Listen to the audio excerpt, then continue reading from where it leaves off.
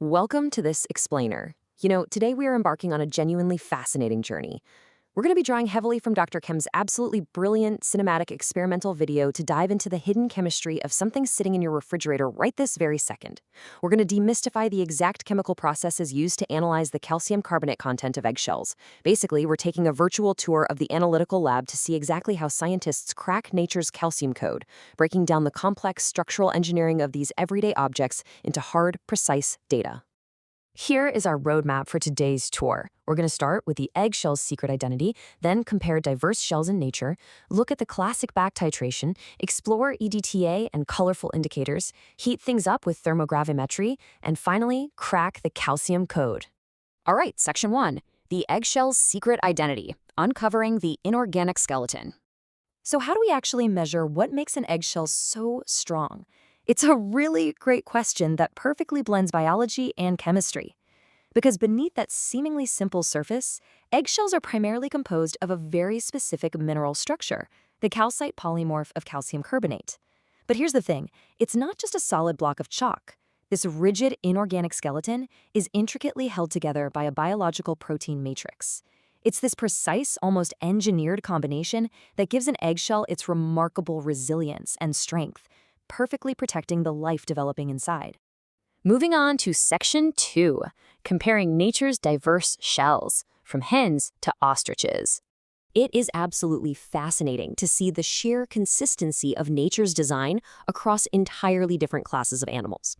When you look at research evaluating the shells of avian species, like your standard laying hens and quail, and compare them to reptiles like the European pond turtle, giant African land snails, and even the massive ostrich, it reveals something incredible.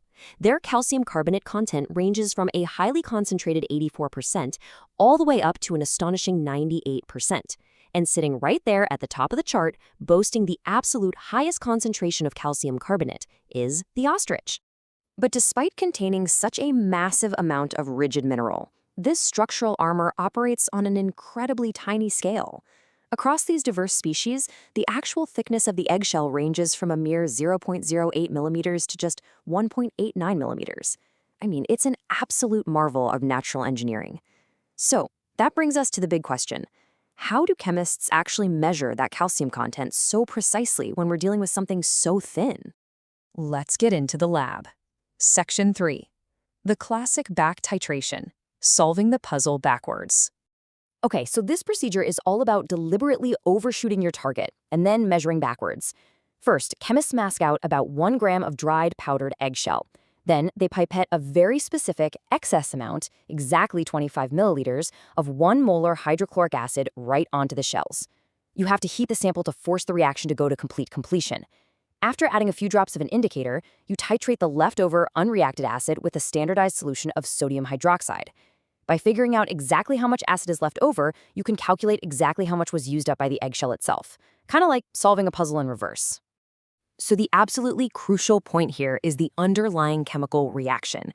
The calcium carbonate reacts with the hydrochloric acid to produce water, carbon dioxide, and calcium chloride. Now, heating the mixture literally drives off that carbon dioxide gas, so the reaction fully completes, leaving behind only the protein matrix. The visual cue for the scientists doing this is the bromophenol blue indicator. It starts out vividly yellow in the highly acidic solution, but as you add the sodium hydroxide base during titration, it hits a sharp pale blue endpoint, the exact moment the excess acid is completely neutralized. Section 4. EDTA and colorful indicators, the complexometric approach. This next method is known as complexometric titration. Here, a specific colored indicator binds somewhat weakly to the metal ions in the solution, which, in our case, is the calcium from the eggshell. Then the scientist slowly adds a much stronger chelating agent called EDTA. The EDTA aggressively pulls the calcium away from the indicator, and the exact moment all the calcium has been bound by the EDTA, the newly freed indicator snaps right back to its original color, giving the scientist a highly precise sudden endpoint. But choosing the right indicator for this is critical, as data from the BenchChem technical guide clearly explains. You might choose CalMagite if you want to measure total hardness, because at a pH of 10, it reacts with both calcium and magnesium ions. However, eggshells can actually contain traces of magnesium. If you want to isolate just the calcium, you've got to use muraxide. By raising the pH to between 12 and 13 using sodium hydroxide, the interfering magnesium actually precipitates out of the solution entirely, allowing the murex oxide to selectively bind only to the calcium. And this beautifully illustrates the visual drama of Dr. Chem's cinematic wet chemistry experiments. The two indicators provide completely distinct visual cues. With calmagite, the solution starts out this deep wine red and then sharply changes to a deep blue at the endpoint. But with muricide, the solution starts pink or red, and as the EDTA binds the very last of the calcium, it shifts to a highly distinct purple or violet. It's incredibly satisfying to watch.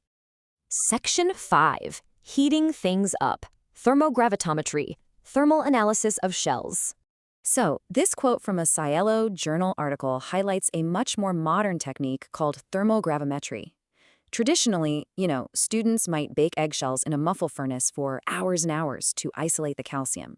But modern thermal data proves that by using a thermal balance, which precisely weighs a sample as it is heated all the way up to 800 degrees Celsius in an air atmosphere, the decomposition happens immediately, drastically reducing the time needed for the analysis.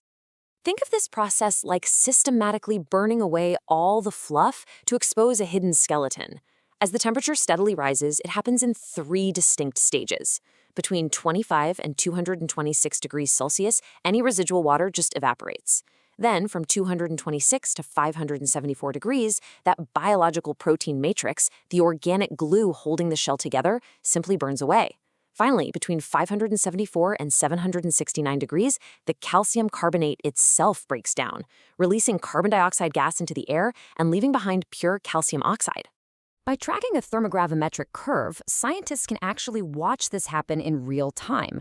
The instrument records the exact percentage of mass lost at each and every stage. By measuring the precise weight of the carbon dioxide lost during that final 574 to 769 degree stage, chemists can mathematically calculate the exact starting amount of calcium carbonate in the shell. It is an incredibly precise piece of technology. And finally, Section 6, cracking the calcium code, synthesizing our findings. We really have to spotlight this massive takeaway stat one more time, up to 98%. Whether you're looking at a tiny quail egg or a massive ostrich egg, it is truly extraordinary that natural biological engineering can yield a structure that is up to 98% pure calcium carbonate, bound together by just a tiny fraction of protein and water. And human ingenuity has given us multiple fascinating ways to verify this exact composition. We can measure backwards by deliberately overshooting with excess acid in a back titration. We can use complexometric titrations with specific pH buffers, EDTA, and sharply color-changing liquids. Or we can use thermogravimetry to meticulously track sequential weight loss as a sample is subjected to 800 degrees of extreme heat. Chemistry offers highly specific, beautiful tools to crack the exact same code. Which leaves us with this final thought.